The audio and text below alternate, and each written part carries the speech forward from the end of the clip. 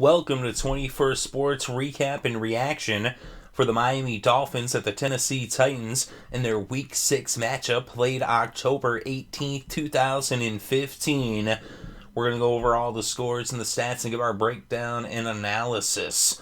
So starting off in the first quarter, about 4.5 minutes in, Jarvis Landry scores on a 22-yard end-around, and Franks hit the extra point, and it was 7-0 Dolphins over the Titans.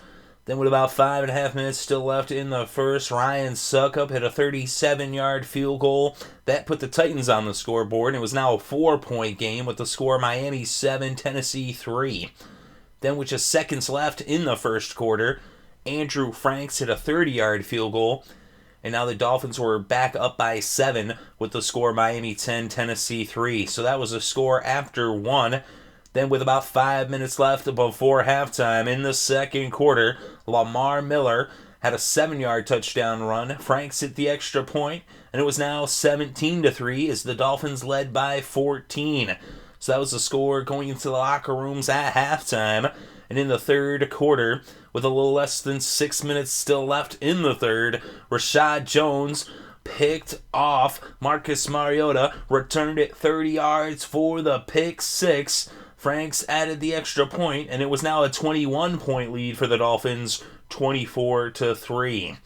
Then in the very closing seconds of the third, Mariota hits Dexter McCluster, who finds his way in the end zone on a 3-yard reception. The extra point by Succop was good, and it was now back to a 14-point game with the score 24-10. Dolphins still in the lead after 3 quarters of play.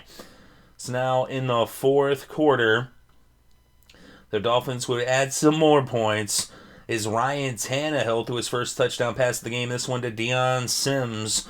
Sims would catch it for a 2-yard touchdown. Franks added the extra point. It was back to a 21-point lead for the Dolphins, 31-10.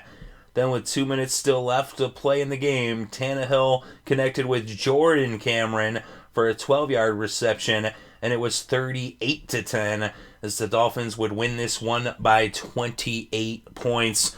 And a very dominant performance on the road. They're 2-1 on the road, 2-3 on the season. Tennessee 0-3 at home, 1-4 on the year.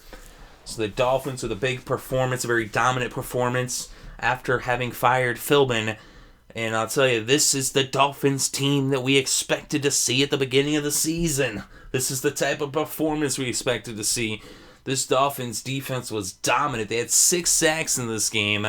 They forced 4 turnovers, 2 interceptions, 2 forced fumbles. And those 2 forced fumbles both came in the first half, courtesy of Cameron Wake, who also had all 4 of his sacks in the first half.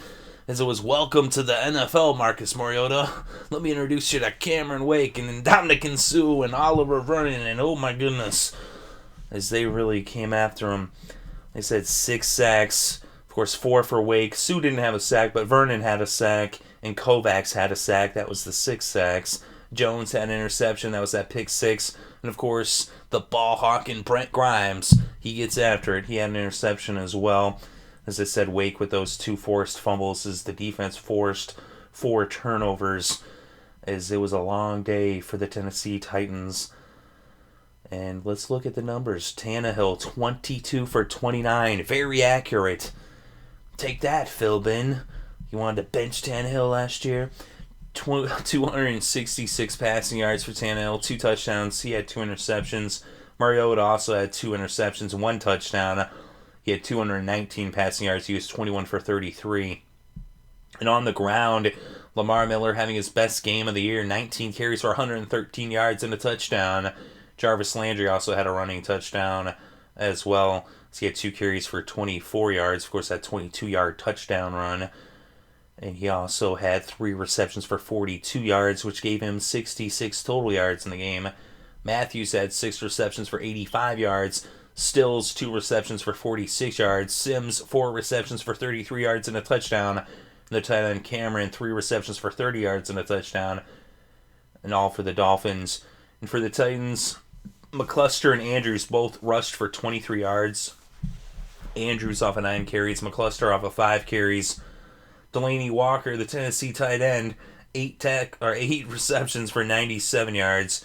Green Beckham, 3 receptions for 57 yards, and Hunter had 3 receptions for 54 yards. Wright with 4 receptions for 34 yards. McCluster had 3 receptions for 19 yards, including that touchdown reception, which would give him a total of 41 yards in this game. Andrews also had 1 catch for 2 yards, which gave him 25 total yards. And for the kickers, Suckup 1 for 1 on the field goals, 1 for 1 on the extra points. Franks 1 for 1 on the field goals, 5 for 5 on the extra points. And this year, those extra points are basically field goals with how far away they are. And the game's leading tackler was actually a 2-way tie for Tennessee. Brown and Searcy each had 8 tackles. Woodyard actually had a sack, and Arakpo had a sack as well for the Titans. Griffin and Sensabaugh each having interceptions, 1 apiece, as both quarterbacks threw 2 interceptions in this game. And as I already said, the 6 sacks for the Dolphins, Wake with 4, Vernon and Kovacs each had 1. Of course, Jones and Grimes each had interceptions. Wake had the 2 forced fumbles. Of course, Jones had that pick 6. We look at the team stats: 26 first downs for the Dolphins, 22 first downs for the Titans.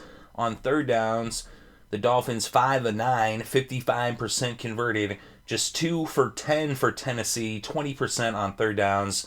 They went for it twice on fourth down, converting 1 for 50%.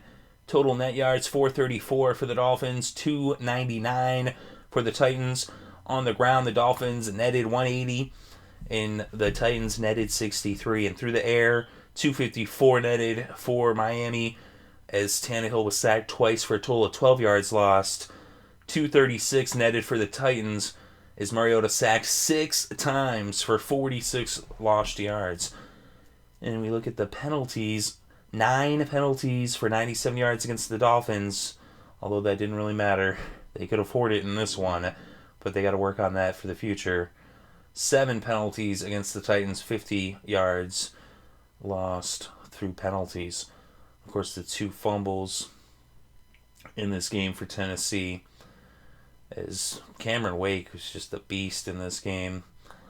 And both of those fumbles were Mariota. So Mariota, like I said, welcome to the NFL. 4 turnovers in this game. Of course, he's been doing pretty good. He's actually been pretty impressive here in his rookie year. But in the red zone, the Dolphins were pretty dominant in the red zone. 3 for 4, 75%. Just 1 for 3 for Tennessee, just 33%. So the Dolphins get it done on both sides of the ball in the red zone. And the time of possession, 31 minutes, 53 seconds for Miami. 28 minutes, 7 seconds for Tennessee. As I said, this is the Dolphins team that we expected to see all along. They've got the talent. This is how they should be playing. This is how this defense should be performing. I mean, it's still, nonetheless, a very impressive performance. And the Tennessee Titans, although they're 1-4, they actually are a better team than people give them credit for. They're better than their record would indicate. Of course, a lot of that is they're kind of going through some growing pains at the moment. But they actually do have talent, and the future actually looks bright for Tennessee. The future just is not in 2015. And with the Dolphins, new coach and everything, they got rid of Philbin, which actually was the best thing they did this year, was get rid of Philbin, because he had them playing super soft, and they just could not be having that much talent and playing that porously. But we see here in this game the Dolphins that we expected to see, and if they can continue to play this way, they get hot. They're 2-3 now, 1 game away from being 500, and then they make a run. The playoffs are not out of the question for the Dolphins with the talent they got, if they can just get a win streak going. And of course, they're in a very tough AFC East. The Patriots undefeated, and the Jets have only lost 1 game.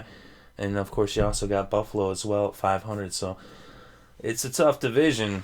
But, in that division, it's interesting, actually. I watch a lot of, NFL networks, when my TV's on 24/7. But Kurt Warner, at the beginning of the season, predicted that every team in the AFC East would be above 500. And I was like, wait, you crazy?